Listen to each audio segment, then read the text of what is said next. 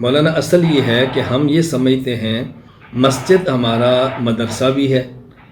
ہمارے تزکیے کی جگہ بھی ہے، عبادات کی جگہ بھی ہے، حتیٰ کہ نکاح جیسی اہم عبادت کی جگہ بھی مسجد ہے۔ پانچوں وقت کی نماز مسجد میں مردوں کو چاہیے کہ باجماعت ادا فرمائیں، خواتین یہ تکلیف نہ کریں، خواتین گھروں میں نماز پڑھیں۔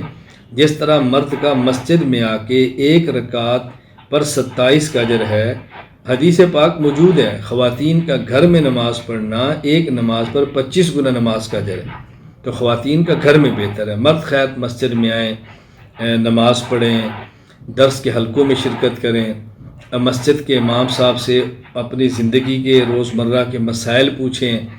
اپنی اولاد کو امام صاحب کے حوالے کریں، امام صاحب کی تعلیم و تربیت کے لیے امام صاحب سے اپنی اولاد کی تربیت کے لیے رابطہ فرمائیں، اور مسجد کے ساتھ تعاون کریں، مسجد کی مالی معاونت کریں، مسجد کی صفائی خود کریں، مسجد کا خیال کریں، حتیٰ کہ مسجد کے امام کا مالی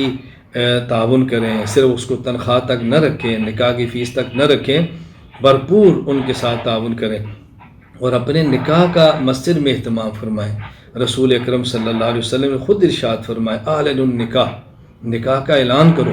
اور فرمائے اجعلوا فی المساجد، نکاح مسجد میں کیا کرو، تو نکاح مسجد میں ہونا چاہیے اور اس کا بہت زیادہ اہتمام کرنا چاہیے۔ مسجد کے ساتھ اپنے روزمرہ کے معاملات کو جوڑنا چاہیے۔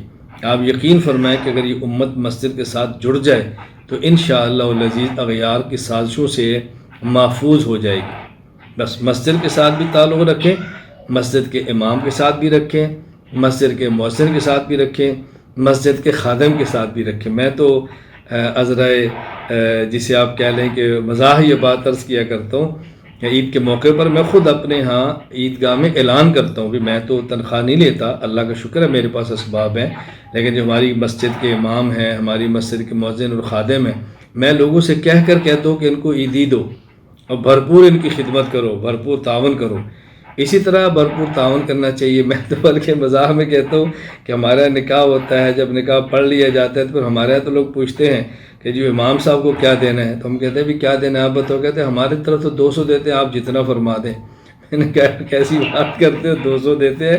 اللہ سے ڈرو، 10 لاکھ تم نے کیا برات پہ لگا دیا، 25-50 لاکھ جہیز پہ لگا دیا، اور اتنا پیسہ خرچ کیا، جب امام کی باری 200 دیتے ہیں، دل کھول کے امام کی خدمت کرو۔